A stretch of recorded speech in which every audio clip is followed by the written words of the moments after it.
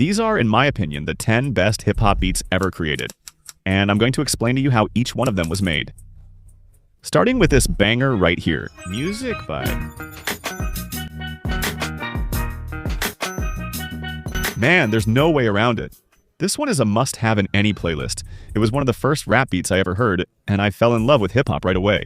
But what I didn't expect is that it wasn't Dr. Dre who produced this beat, but actually two lesser-known and not very famous producers. Even though it was released in 2003 on 50 Cent's debut album, the story of the song P.I.M.P actually started back in 2001 in Detroit. More precisely in the basement of a producer named Mr. Porter, who, by the way, was a friend of Eminem and a member of D12. At the time, Mr. Porter's idea was just to create beats to sell to other bigger producers. That's when he, along with another producer named Brandon Parrott, created a CD with 10 instrumentals and sent it to Dr. Dre. To give you an idea, Dre liked their work so much that he shelled out about $100,000 and bought 7 out of the 10 songs from their CD. One of the tracks was called Bamba, and it was exactly this one that became the song P.I.M.P. Then, in 2002, when 50 Cent was putting together his debut album, Get Rich or Die Tryin', he heard the instrumental and picked the beat right away. After that, Dr. Dre just came in with the final mix of the beat, giving it that professional polish and making the song ready for radio. I don't know what you heard about me, but you can't get a dollar out of me. And here's a fun fact. Do you also feel like this song gives off a kind of Caribbean beach vibe? Well, that's not just your imagination. The main riff comes from an instrument called the steel drum, which originated in Trinidad and Tobago and is mainly used in calypso, which is a Caribbean musical rhythm.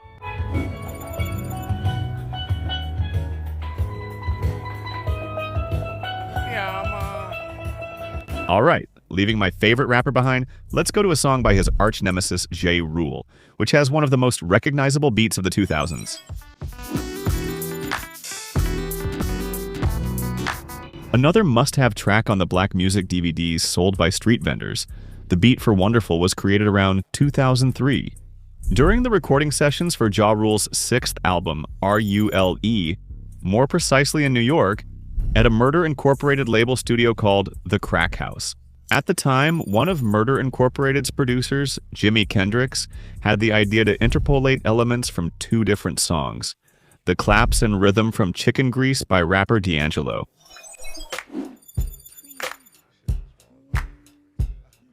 With the riff from the song Cheddar Brings by Dino Wing.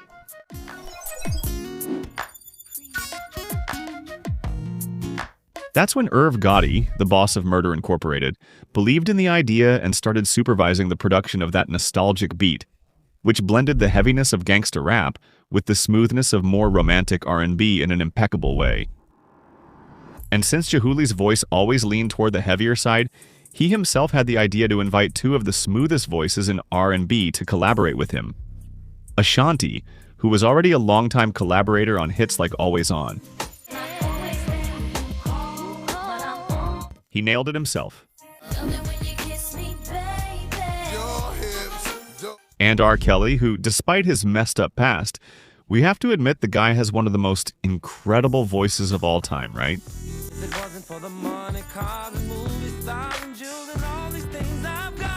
After that, Jehuli wrote the lyrics for Wonderful, focusing on reflections about money, fame, and how all of that can affect, or not, a relationship. Leaving the 2000s, let's now go to the golden era of gangsta rap. The 90s with the classic from Dogg and Dr. Dre.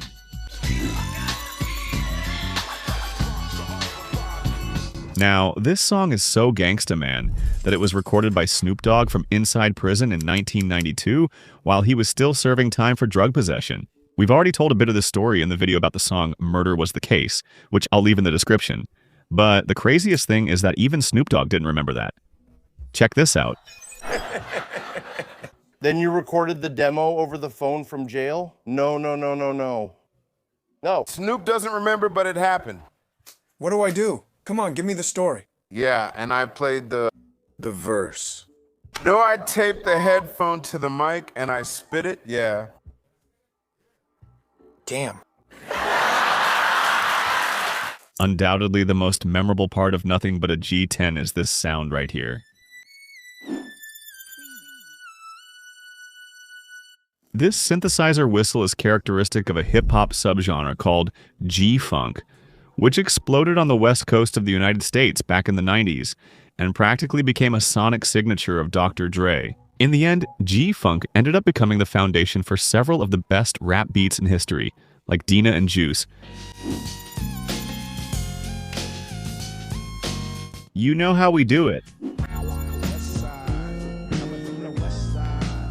And real motherfucking G's. By the way, that's why this is the best opening theme in gaming.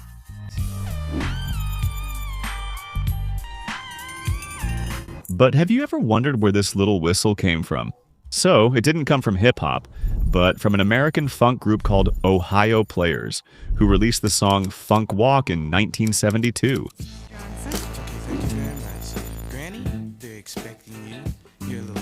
And in the middle of it, the keyboardist Junie Morrison played a solo that changed history.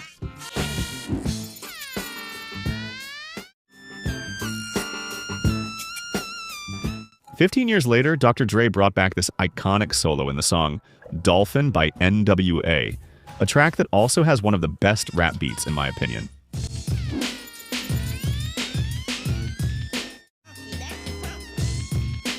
Man, I go crazy for this beat, dude.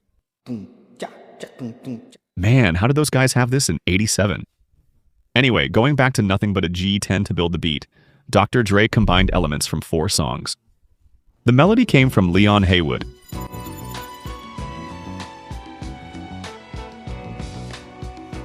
It's like this and like that and like this and Dre creep to the mic like a fan. That little scream came from the group Congress Alley.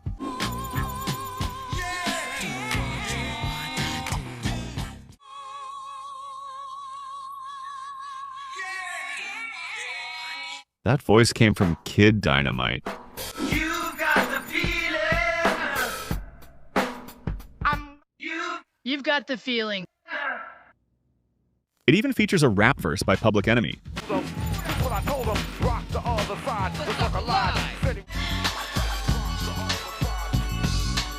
And of course, not just all that, but the entire mixing and production by Dr. Dre made Nothing But a G10 one of the best rap beats in history. Moving past gangsta rap, we focus on a song that critiques the genre and revives the cultural impact of classic hip-hop.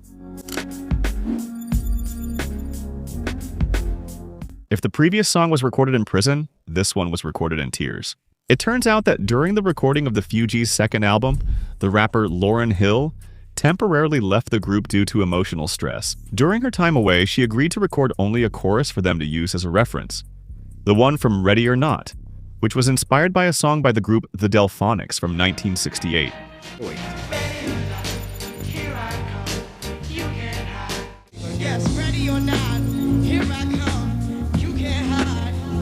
According to the producer Pras Michel, Lauryn went to the studio and as soon as she started recording, she broke down in tears. She said she couldn't do it anymore and left. A few months later, Lauryn returned to the group and asked to record the song again because the original version was too emotional. Without a doubt, the power of Lauryn Hill's voice in this song, along with her incredible songwriting, are really strong points here. But for me, the most memorable thing about Ready or Not is the instrumental. Produced by Wyclef Jean and Pras Michel, they used as a sample the song Bodicea by an Irish singer named Enya.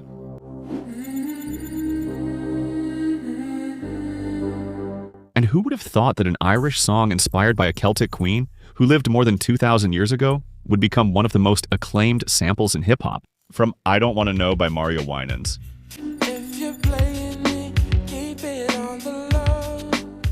To more recently, Creepin' by Metro Boomin. If you're from Rio, you might recall Meg using this sample in a song. Let's move forward a bit to 2001. See if you remember this one. This nostalgic Mary J. Blige beat was created by none other than the legendary Dr. Dre at Record One Studio on September 13, 2000. At first, the instrumental he created was called Fragile and was made with the intention of giving it to the rapper Rakim. However, Rakim ended up turning it down. Too bad for him, right? And then, near the end of the year 2000, Dr. Dre sent the instrumental to Mary J. Blige, and she fell in love with it right away. Mary decided she was going to write a song to fit the beat and include it on the 2001 album No More Drama.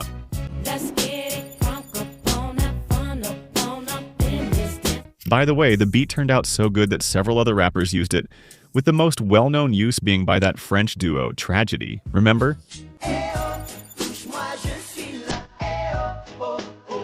And the next one on the list was one of the songs I played the most on my MP3 player. This banger right here.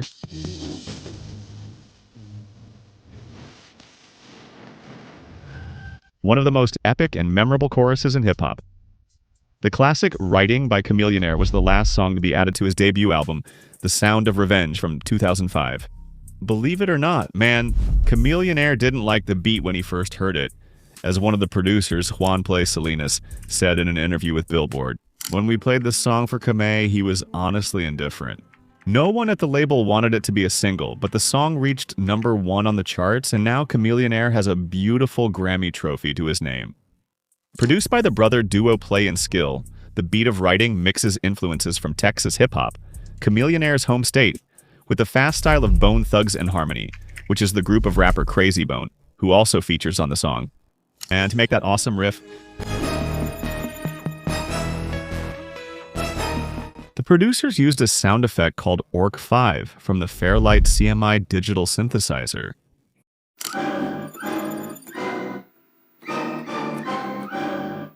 And if you recognize that sound, it's because you lived through the 80s and 90s, so it was definitely part of your childhood. The Orc 5 was used in almost every fighting game of that time, and always brought that sense of tension and impact, you know? Who here remembers Mortal Kombat? Maybe that's why my generation enjoyed this song so much. While Chameleonaire's generation didn't consider it special. But there's no way around it, man. Ridin will always have a place in my heart. The 7th beat on my list is from one of the greatest rappers to ever walk this planet. The Notorious B.I.G. You probably already recognize the funk whistle just from this little snippet, right? So, this beat was produced by the infamous Puff Daddy, but here he was clearly inspired by the West Coast style and Dr. Dre.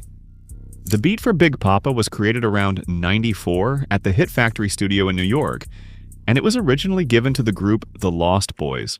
But before the guys could record a song over it, Puff changed his mind, took the beat back, and decided to include it on Big's debut album, Ready to Die. Puff's idea was to bring a slow and sensual song to the album, not only to reach the female audience, but also to become part of couples' fond memories, if you know what I mean. With that in mind, he asked producers Jack Thompson and Nash and Marek to create an instrumental based on the song Between the Sheets by the Isley Brothers.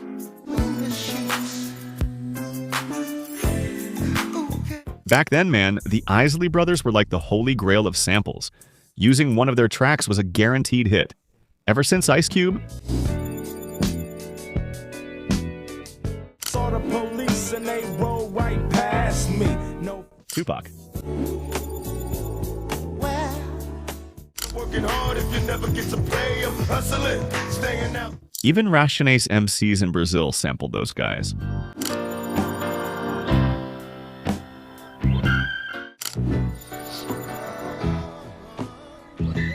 That world as usual. Just like in the previous story, Big didn't like this song at all. He thought it was too commercial, as producer Nash and Marek said. Big took so long to record Big Poppa that it ended up being the last song to make it onto the album. It seems like a pattern. If the artist dislikes it, that's a sign it's actually good. The 8th song on my list is by a little-known duo, but with one of the most memorable beats of all time.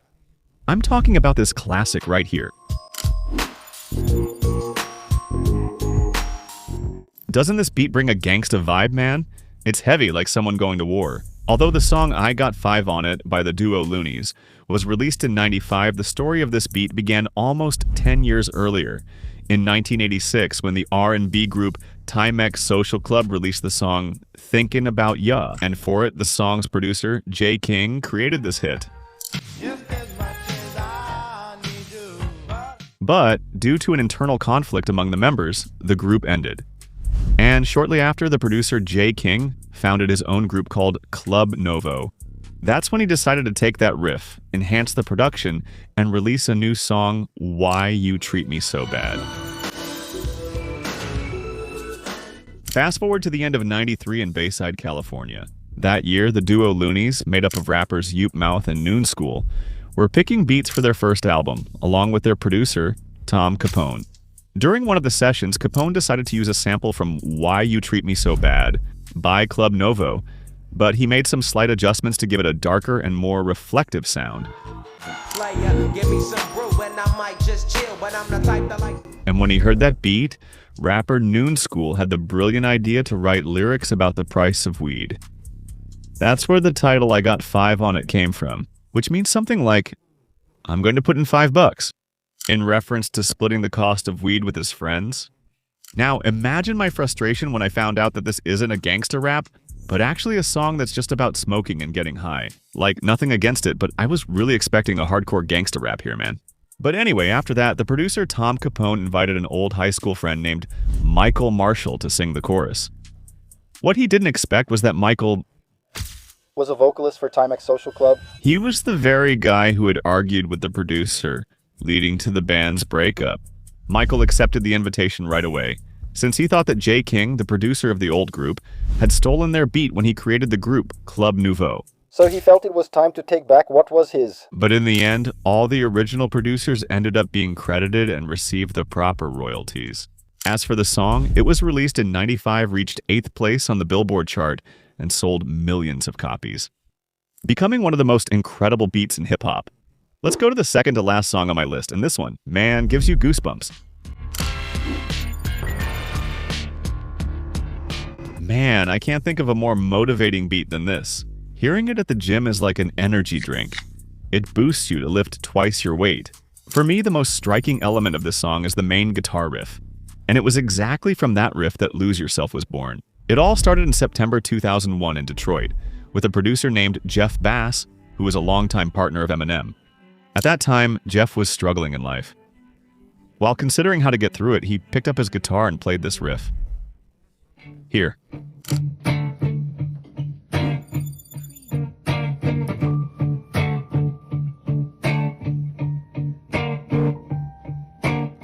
After that, he recorded a simple demo, just with the chords, beat, and guitar, and saved it on a CD.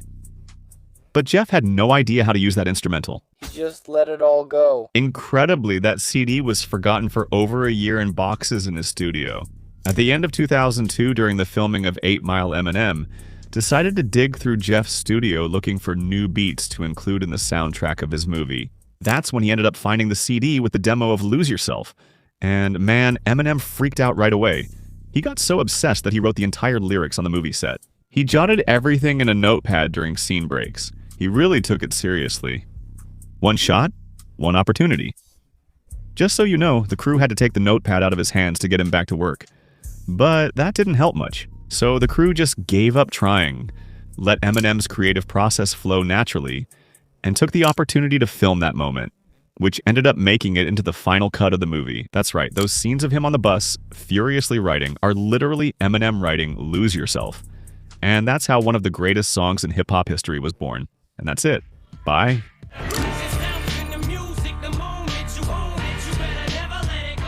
Before the last song, I'm going to give 3 honorable mentions. Some beats I really like weren't included in this video because there's already a video on the channel explaining how they were made, like Ambitions as a writer.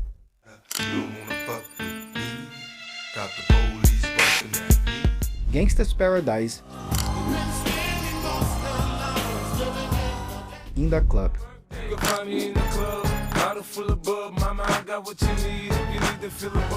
If you want to learn how these songs were made, check the link in the description. Now, lastly, a beat that may not be in first place in my opinion, but it's definitely one of the most incredible and recognizable in hip-hop. Man, it's impossible to hear this beat and not shout Snoop Dogg's name right after. The next episode was released on Dr. Dre's 2001 album, and became a true anthem of rap and weed at the end of the millennium. But have you ever wondered how that beat was created? Well, it was produced by Dr. Dre himself using a sample from a song called The Edge by David McCallum.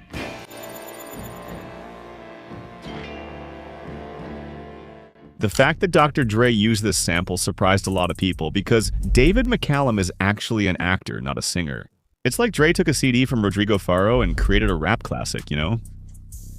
Just shows how insane the guy's ear is. The curious thing is that when he created the next episode, Dre was literally being called old, outdated, and obsolete.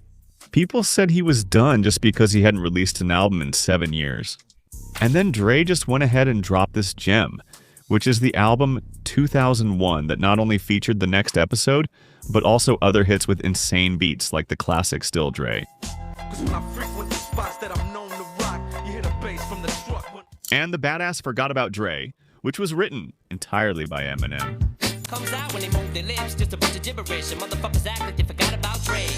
I've already shared the story of these two songs and more in the channel's VIP section. If you want to watch, just click on this playlist up here and become a member of D-Cipher Hits. Or you can check out this other playlist with all the songs I mentioned here in this video. Thanks for watching. See you in the next video.